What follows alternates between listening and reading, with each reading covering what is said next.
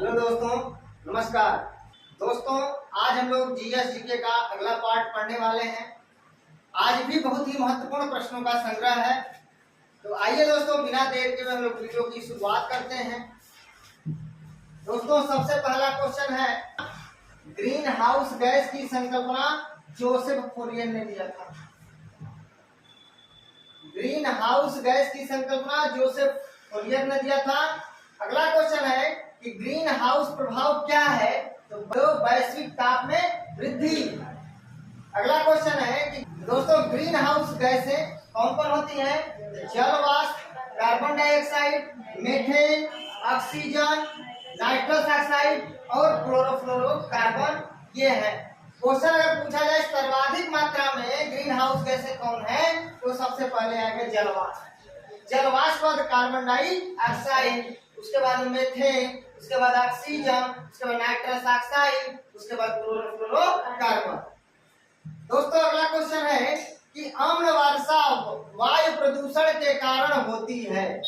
इसमें गैसें उपस्थित होती हैं। कौन कौन गैस उपस्थित होती है अम्ल वर्षा में? तो दोस्तों sulphur dioxide, nitrogen oxide, nitrous oxide और कार्बन डाइऑक्साइड। याद रखिएगा, sulphur dioxide, nitrogen oxide, nitrous oxide और कार्बन डाइऑक्साइड। तो अगला क्वेश्चन है कि अम्ल वर्षा में अम्ल उपस्थित होता है। कौन सा अम्ल उपस्थित होता है? तो सल्फ्यूरिक अम्ल और नाइट्रिक अम्ल। याद रखिएगा, बहुत ही महत्वपूर्ण प्रश्न है कि अम्ल वर्षा में कौन सा अम्ल उपस्थित होता है? तो सल्फ्यूरिक अम्ल H2SO4 और नाइट्रिक अम्ल HNO3। अगला क्वेश्चन है कि अम्ल वर्षा से क्षतिग्रस्त देश कौन कौन है? तो कनाडा और नॉर्वे। कनाडा और नॉर्वे।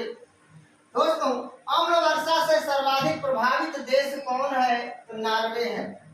नॉर्वे की राजधानी ओस्लो। अगला क्वेश्चन है कि अंतरराष्ट्रीय अम्ल वर्षा सूचना केंद्र कहाँ है? तो इंग्लैंड के मैनचेस्टर में। याद रखिएगा, अंतरराष्ट्रीय अम्ल वर्षा सूचना केंद्र इंग्लैंड के मैनचेस्टर में है। अगला क्वेश्चन है कि पर्यावरण को स्वच्छ रखने के लिए ऊर्जा स्रोतों में सर्वाधिक उपयुक्त कौन होता है? तो सौर सेल होता है। पर्यावरण को स्वच्छ रखने में सौर सेल महत्वपूर्ण भूमिका अदा करता है। याद रखिएगा, सबसे कम पर्यावरण प्रदूषण उत्पन्न करता है हाइड्रोजन। दोस्तों अभयारण्य के बारे में जानते हैं। पाखाल अभयारण्य आंध्र प्रदेश में है, गर्म पानी अभयारण्य असम में है, ओरंग अभयारण्य असम में है, नमेरी अभयारण्य असम में है और बुक्सा अभयारण्य पश्चिम बंगाल में है। याद रखिएगा, तो पाखाल आंध्र प्रदेश में, गर्म पानी असम में, नमेरी असम में, ओरंग असम में, बुक्सा पश्चिम बंगाल में। अगला क्वेश्चन है राष्ट्रीय पार्क। अंशी राष्ट्रीय पार्क कर्नाटक में, बांदीपुर राष्ट्रीय पार्क कर्नाटक में, बांधवगढ़ राष्ट्रीय पार्क मध्य प्रदेश में, साइलेंट वैली केरल में और फूलों की घाटी राष्ट्रीय पार्क उत्तराखंड में। दोस्तों अंशी कर्नाटक में, बांदीपुर कर्नाटक में, बांधवगढ़ मध्य प्रदेश में, साइलेंट वैली केरल में और फूलों की घाटी उत्तराखंड में। फूलों की घाटी उत्तराखंड में। दोस्तों आगे देखते हैं, पक्षियों के अध्ययन को ऑर्निथोलॉजी कहते हैं। फूलों के अध्ययन को या पुष्पों के अध्ययन को एंथोलॉजी कहते हैं। याद करिएगा, फूलों के अध्ययन को एंथोलॉजी कहते हैं, फलों के अध्ययन को पोमोलॉजी कहते हैं, कवक के अध्ययन को माइकोलॉजी कहते हैं और शैवाल के अध्ययन को फाइकोलॉजी कहते हैं। याद रखिएगा। दोस्तों अयोध्या सरयू नदी के तट पर अवस्थित है, लखनऊ गोमती नदी के तट पर स्थित है, नासिक गोदावरी नदी के तट पर स्थित है और उज्जैन क्षिप्रा नदी के तट पर स्थित है और कटक महानदी के तट पर स्थित है। दोस्तों गोरखपुर किस नदी के तट पर स्थित है? इसका आंसर आप लोग मुझे कमेंट बॉक्स में दीजिएगा कि गोरखपुर किस नदी के तट पर स्थित है। दोस्तों अगला क्वेश्चन है, विश्व स्वास्थ्य दिवस 7 अप्रैल को मनाया जाता है। अंतरराष्ट्रीय योग दिवस 21 जून को मनाया जाता है। विश्व खाद्य दिवस दिवस 16 अक्टूबर को मनाया जाता है। विश्व एड्स दिवस 1 दिसंबर को मनाया जाता है और संयुक्त राष्ट्र संघ दिवस 24 अक्टूबर को मनाया जाता है। और दोस्तों विधि दिवस यानी कानून दिवस 26 नवंबर को मनाया जाता है, जिस दिन संविधान दिवस मनाया जाता है, याद रखिएगा। दोस्तों बिहार का शोक कोसी नदी को कहा गया है। पश्चिम बंगाल अर्थात बंगाल का शोक दामोदर को कहा गया है। झारखंड का शोक दामोदर को कहा गया है। उड़ीसा का शोक ब्राह्मणी नदी या महानदी को कहा गया है। अगर ऑप्शन में आपके ब्राह्मणी नदी नहीं रहेगा तो महानदी दिया रहेगा।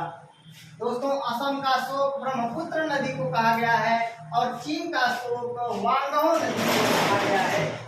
चीन का शोक वांगहो नदी को कहा गया है। दोस्तों प्रमुख फसलों से संबंधित क्रांतियां, लाल क्रांति टमाटर या मांस से संबंधित है। गोल क्रांति आलू उत्पादन से संबंधित है।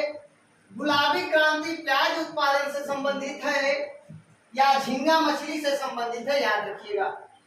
गुलाबी क्रांति प्याज उत्पादन या झींगा मछली उत्पादन से संबंधित है। भूरी क्रांति उर्वरक से संबंधित है और रजत क्रांति अंडा से संबंधित है, याद रखिएगा। बहुत ही महत्वपूर्ण प्रश्न है। इसके पिछले वीडियो में मैंने खाद्यान्न उत्पादन, हरित क्रांति, श्वेत क्रांति, दुग्ध उत्पादन, मत्स्य से संबंधित आपका नीली क्रांति मैंने बता दिया है।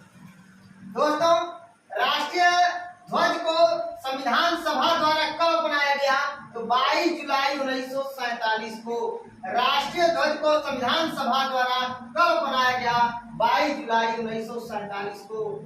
दोस्तों राष्ट्रीय ध्वज के चक्र का रंग नीला होता है, जो न्याय का प्रतीक होता है। राष्ट्रीय ध्वज के चक्र में आरों की संख्या अर्थात तीलियों की संख्या कितनी होती है? 24 होती है, याद रखिएगा 24। दोस्तों राष्ट्रीय ध्वज के लंबाई और चौड़ाई का अनुपात 3:2 होता है। पेपर में अगर पूछे चौड़ाई और लंबाई का अनुपात कितना होता है तो 2:3 हो जाएगा, याद रखिएगा।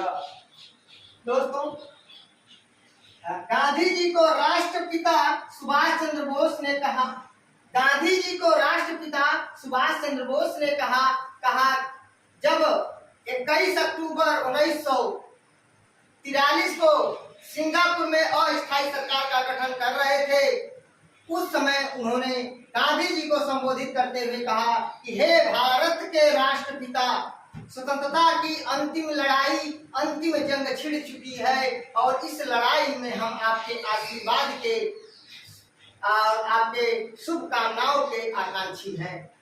तो सुभाष चंद्र बोस ने महात्मा गांधी को राष्ट्रपिता करके संबोधित किया था। Father of nation, father of nation. Mahatma शब्द गांधी जी को रविंद्रनाथ टैगोर ने कहा चंपारण आंदोलन के समय, याद रखिएगा। क्वेश्चन पूछा जाता है महात्मा गांधी को रविंद्रनाथ टैगोर ने महात्मा की उपाधि कब दी थी? तो चंपारण आंदोलन के समय दिया था 1917 में। दोस्तों बापू शब्द गांधी जी को पंडित जवाहरलाल नेहरू ने कहा था।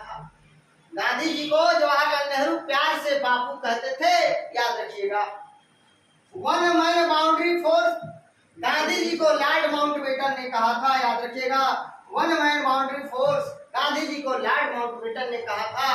दोस्तों याद रखिएगा स्वतंत्र भारत के प्रथम गवर्नर जनरल लॉर्ड माउंटबेटन थे और स्वतंत्र भारत के प्रथम और अंतिम British governor general Lord Mountbatten थे और स्वतंत्र भारत के प्रथम और अंतिम भारतीय गवर्नर जनरल श्री राजगोपालचारी थे, चक्रवर्ती राजगोपालचारी, जिन्हें प्यार से राजा जी कहा जाता था। दोस्तों और धनौर फकीर गांधी जी को विंस्टन चर्चिल ने कहा था, विंस्टन चर्चिल ने कहा था और धनौर फकीर। दोस्तों भीमबेटका शैल चित्रों के लिए प्रसिद्ध है और यह मध्य प्रदेश के रायसेन जिले के अब्दुल्लागंज में स्थित है, याद रखिएगा। भीमबेटका शैल चित्रों के लिए प्रसिद्ध है, 500 से अधिक शैल चित्र मिले हैं और यह रायसेन जिले के अब्दुल्लागंज में स्थित है, मध्य प्रदेश में। दोस्तों अगला क्वेश्चन है कालीबंगा घग्गर नदी के तट पर राजस्थान में है।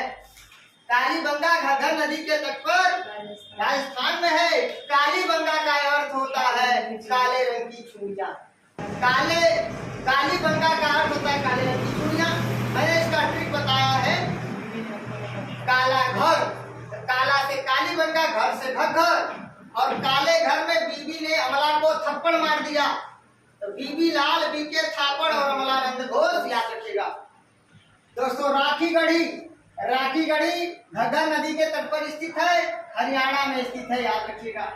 सुखंडी रोग किस विटामिन की कमी से होता है? विटामिन डी की कमी से होता है। प्रायद्वीपीय भारत की सबसे ऊंची चोटी अनाईमुडी केरल में है। दोस्तों दक्षिण भारत की सबसे ऊंची चोटी या प्रायद्वीपीय भारत की सबसे ऊंची चोटी अनाईमुडी है, केरल में। क्वेश्चन पूछा जाएगा, नीलगिरी पहाड़ी की सबसे ऊंची चोटी कौन है? नीलगिरी पहाड़ी की सबसे ऊंची चोटी कौन है? तो दोदा बेट्टा है, दोदा बेट्टा।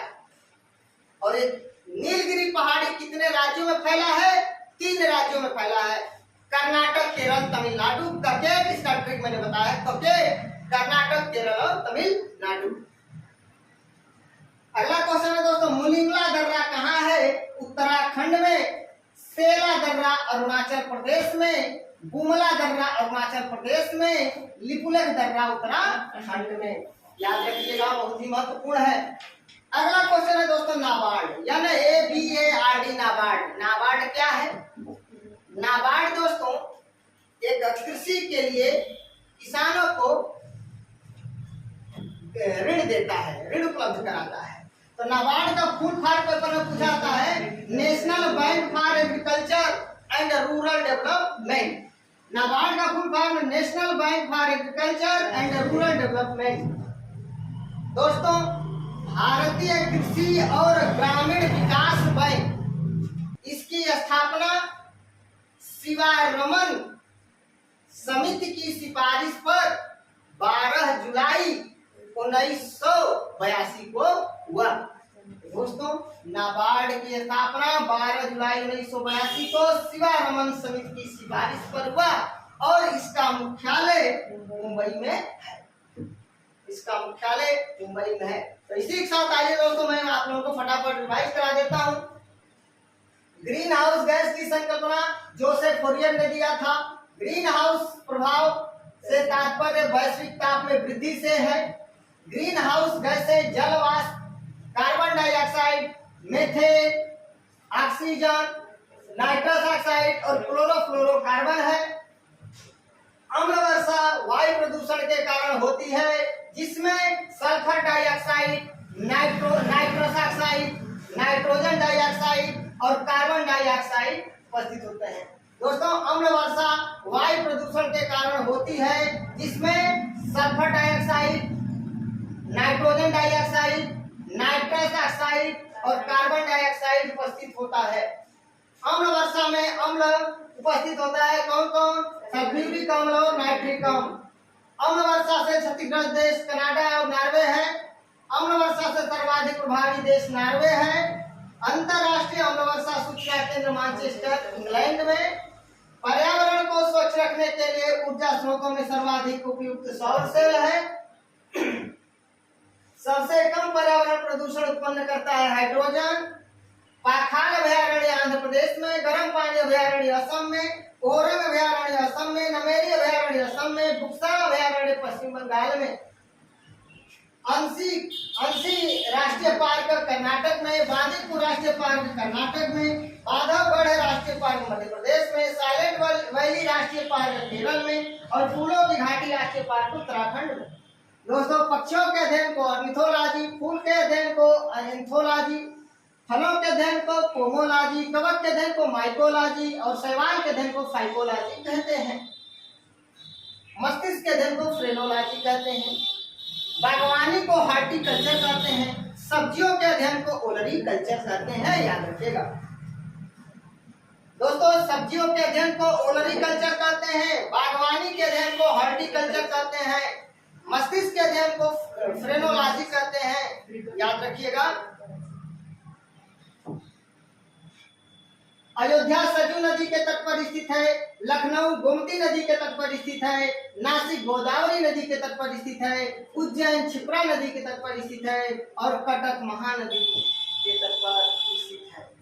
दोस्तों, विश्व स्वास्थ्य दिवस 7 अप्रैल को, अंतर्राष्ट्रीय योग दिवस 21 जून को, विश्व खाद्य दिवस 16 अक्टूबर को, विश्व एड्स दिवस 1 दिसंबर को, संयुक्त राष्ट्र संघ दिवस 24 अक्टूबर को, विधि दिवस 26 नवंबर को, बिहार का अशोक कोसी, बंगाल का अशोक दामोदर, झारखंड का अशोक दामोदर, उड़ीसा का अशोक ब्राह्मणी नदी या महानदी, असम का अशोक ब्रह्मपुत्र नदी, चीन का अशोक मानगढ़ नदी। दोस्तों, भारत का अशोक कर्मनाशा नदी को माना गया है। लाल क्रांति टमाटर और मांस से संबंधित है, गोल क्रांति आलू से संबंधित है, गुलाबी क्रांति प्याज और झींगा मछली से संबंधित है, भूरी क्रांति उर्वरक से संबंधित है और रजत जो क्रांति अंडा से संबंधित है। दोस्तों, राष्ट्रीय ध्वज को संविधान सभा द्वारा 22 जुलाई 1947 को अपनाया गया।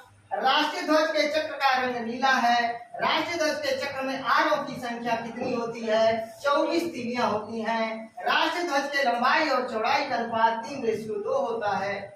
दोस्तों, राष्ट्रपिता गांधी जी को सुभाष चंद्र बोस द्वारा कहा गया। महात्मा शब्द गांधी जी को रविंद्रनाथ टैगोर द्वारा चंपारण आंदोलन के समय कहा गया। बापू शब्द गांधी जी को पंडित जवाहरलाल नेहरू के द्वारा कहा गया। One man boundary for Gandhi ji को लॉर्ड माउंटबेटन द्वारा कहा गया और धनग्न फकीर गांधी जी को विंस्टन चर्चिल के द्वारा कहा गया। भीमबेटका रायसेन जिले के अब्दुल्लागंज में स्थित है, मध्य प्रदेश में। कालीबंगा घग्गर नदी के तट पर राजस्थान में, राखीगढ़ी घग्गर नदी के तट पर हरियाणा में। सुखंडी रोग विटामिन डी की कमी से होता है।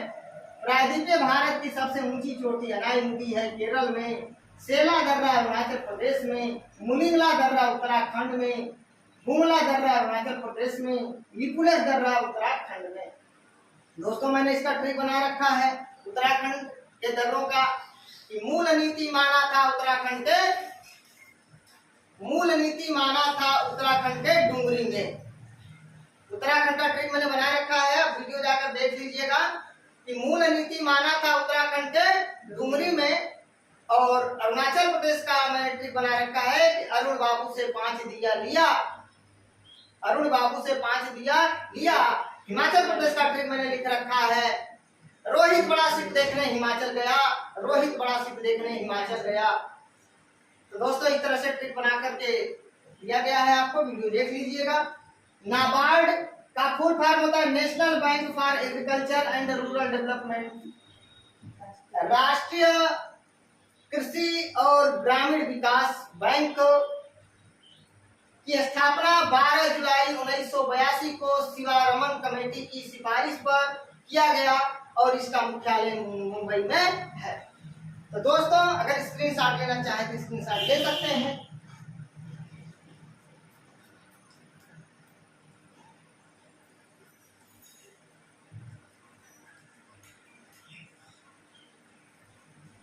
दोस्तों,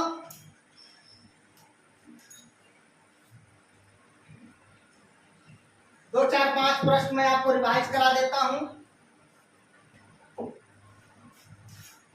भारत के प्रथम दलित राष्ट्रपति, भारत के प्रथम अनुसूचित जाति के राष्ट्रपति या भारत के प्रथम दलित राष्ट्रपति डॉक्टर के.आर. नारायणन। भारत के दूसरे दलित राष्ट्रपति या अनुसूचित जाति के राष्ट्रपति रामनाथ कोविंद। भारत के प्रथम मुस्लिम राष्ट्रपति या भारत के प्रथम अल्पसंख्यक राष्ट्रपति डॉक्टर जाकिर हुसैन। और भारत के ऐसे प्रथम राष्ट्रपति जो निर्विरोध निर्वाचित हुए हैं तो डॉक्टर नीलम संजीवा रेड्डी। भारत के एकमात्र राष्ट्रपति जो अब तक निर्विरोध निर्वाचित हुए हैं कौन है? डॉक्टर नीलम संजीवा रेड्डी। और भारत में दूसरे चक्र की मतगणना से राष्ट्रपति बनने वाले एकमात्र व्यक्ति बीबी गिरी हैं। दोस्तों, अगर आप लोगों को मेरा वीडियो अच्छा लगे प्लीज दोस्तों लाइक कमेंट शेयर करके मुझे सूचित जरूर करिएगा। मिलते हैं नेक्स्ट वीडियो में, तब तक के लिए नमस्कार, धन्यवाद।